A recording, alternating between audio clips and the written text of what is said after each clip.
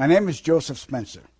From May 1970 to October 1997, I served the United States government as a top secret operative, but not in a category that is commonly known or understood. I was known as a man in black. Following 7 years acting as a counterintelligence agent for the CIA, I was recruited for a new assignment that entailed working within above top secret operations.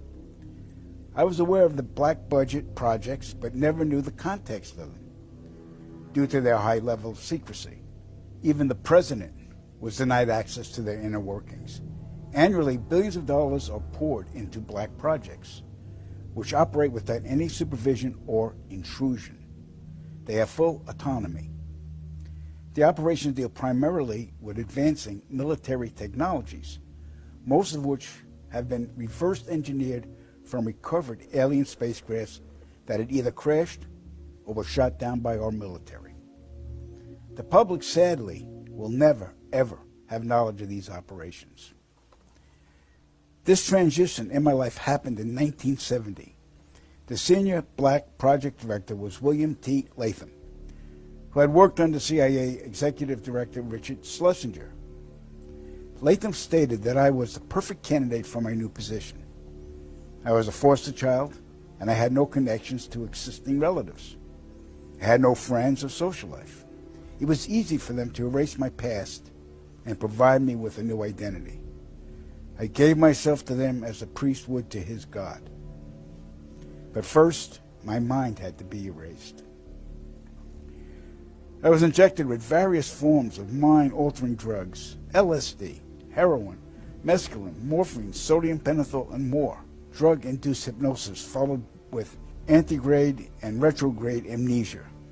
The goal was to program me to do two things: kill and forget. After 9 months of programming, I had become a man in black. What I later discovered was that not all the men in black were human. About a third were alien hybrids. Their distinctive feature was the absence of whites in their eyes, giving the impression of empty eye sockets. This unsettled me, and it took months to adjust to the reality of alien integration. My assignments largely dealt with UFO sightings and crash sites. In August of 1971, I witnessed my first UFO crash site just north of Edwards Air Force Base in California. Inside the craft were 3 grayed humanoids, 2 dead, 1 still alive. Also in the craft was a human female abductee. The alien humanoids were transported to the base, but 2 witnesses had arrived before us and took several photographs. The first surrendered his camera, but the second fled. When we apprehended him, he resisted, and I was ordered to silence him, which I did. The killing of witnesses was executed with a wand that acted very much like today's taser, but the voltage from the wand would cause immediate cardiac arrest, and the victim's death would be attributed to natural causes. We silenced countless victims, not only men, but women of all ages and even teenagers. The following day, after each kill, our memories were reset, so we would have no recollection of the murders. A good majority of the victims were ufologists and whistleblowers. Among the ufologists I personally silenced were Paul William Cooper, Milton Vigay, Claude Monroe, Anthony Vargas, and noted documentarian Samantha Willis. When my wand malfunctioned with Samantha, I resorted to strangulation. She fought for her life for almost 2 minutes. In recalling this act, I stared into her pleading eyes for the entire duration with absolutely no remorse, guilt, or feelings. That was how effective the mind conditioning was. And it's her face that haunts my dreams more than anyone's to this day. So they stuffed out a documentarian. Yep. Well, that's not good to hear. Yeah. All right, we're going to move on. In 1954, Dwight Eisenhower signed what's known as the Granada Treaty with the alien gray race. In exchange for shared alien technologies, the Greys were allowed to abduct a number of humans annually for medical examination. The Greys also demanded anonymity from the public. A short time later, human technology took a giant leap forward with circuit chips, fiber optics, and lasers. The Granada Treaty is still active today, but the number of human abductions has increased, despite objections from the world governments. Now, the really interesting part. Every year, at least 8 million children go missing in the world. I can attest that 1/3 of them are abducted by government operatives and transported to any one of the 1,477 underground military installations on the planet, then imprisoned for the remainder of their lives. The children are subjected to biological and genetic experiments, dissections, and mutilations performed not by human scientists, but an alien gray species. During my stay at the Vanguard Underground Base north of Phoenix, Arizona, I witnessed many of these procedures. Because there was no form of anesthesia administered to the young patients, the halls reverberated with the screams of tortured children from morning to night. The ones that perished were incinerated in the installation's crematoriums. My point of contact at this base was Lieutenant Colonel Charles T. Leninger, and he was a human-alien hybrid. And get ready for this. In 1994, the World Population Summit in Cairo, Egypt, had 160 nations participate, where they all agreed that the human population was out of control and must be stopped because the world is running out of resources. An agreement was formed that would mandate the reduction of humans from 6 billion to 800 million by the year 2030. This meant finding a method or methods to wipe out nearly 95% of the population. Solutions were discovered, investigated, tested, then created, and have been in full force since. The procedures have been inflicted onto the human race are as follows. 1. Toxic levels of chemically enhanced fluoride have been secretly added to our drinking water over the last 20 years in every city and community on the planet. I personally oversaw the delivery of fluoride barrels to Denver, Chicago, Tampa, and Minneapolis water departments. The adverse effects of fluoride poisoning to the human body are numerous and debilitating. The effects to children is damage to their neurological development, among other serious ailments. 2. Man-made viruses and diseases. The AIDS virus, which was a designer byproduct of the American Disease Institute, was distributed through vaccines to the public in 1980. Instituted as a preliminary population control tactic, the results were successful and led to more lab-produced viruses that have since been unleashed onto the public. Among those is the development of a mutated version of the common flu to replicate the 1918 influenza pandemic that killed 40 million people. The first strain of this new flu virus will be released to the public in late 2017. So if we see a flu outbreak in the late 2017 or early 2018 that's killing people, we'll know this is true. Right. 3. Killing us from the air with neurotoxins, barium chloride, cancer microbes, and viruses by way of chemtrails, released into the skies daily over all inhabited regions by military aircrafts.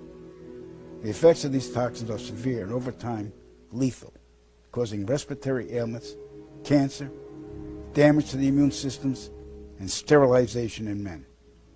Since the chemtrail plan was implemented, sperm count in men has dropped nearly 50%. If this isn't reversed soon, the human race will face early extinction. Now the grand finale. This is some scary shit. In March 1997, an event known as the Phoenix Lights became the most infamous UFO sighting in history. A mile-wide vessel, clearly not man-made, flew slowly and silently over the state of Arizona and was witnessed by 10,000 people, including the governor of Arizona.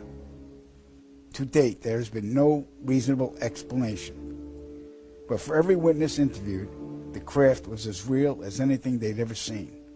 Their lives were transformed. They now believe that we truly are not alone. However, there is another truth, for I know what they really saw.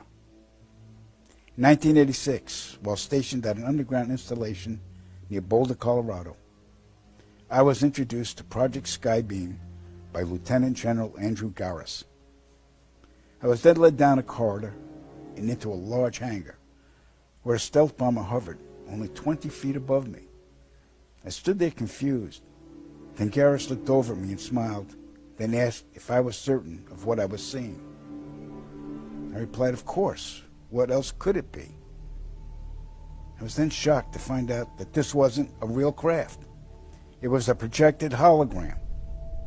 Since the early 1950s, scientists have been developing holographic technology, and over the years improved it to a state that we can only imagine. As I stood there staring at the bomber, which looked so absolutely real and solid that I could reach up and touch it, I contemplated the possibilities. What if this projection was 1,000 feet up in the sky? How would anyone know that that was an illusion? The Phoenix Lights craft, witnessed by 10,000 people, was the first grand-scale skybeam test upon the public. It succeeded beyond expectations. In October 1938, Orson Welles unleashed his War of the Worlds radio broadcast to the American public. It was so realistically portrayed, vast portions of the population went into panic. Terrified citizens scrambled to evacuate their cities in droves. America had been easily tricked by very simple means. To amplify this response, those who are truly in power of not only our country, but all the countries on the planet, and who are the true purveyors of the depopulation process, have formulated the final stage of their sinister plan. In the year 2024, a global event will alter the course of mankind's future. The world will stand witness to a massive alien invasion. Thousands of projected holographic alien warships will blanket the skies, sending people into a global panic.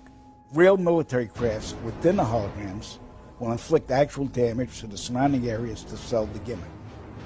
And as a result of the ensuing human chaos, a one-world government will immediately form without any resistance from the people. They will be the new world order. Once this happens, we as a people will be doomed to enslavement and accelerated depopulation. With that said, the only hope for human salvation is to acquire and spread the knowledge of these activities and agendas. Resist, retaliate, then conquer this imposing enemy. The time is now, as humanity is rapidly approaching its final days.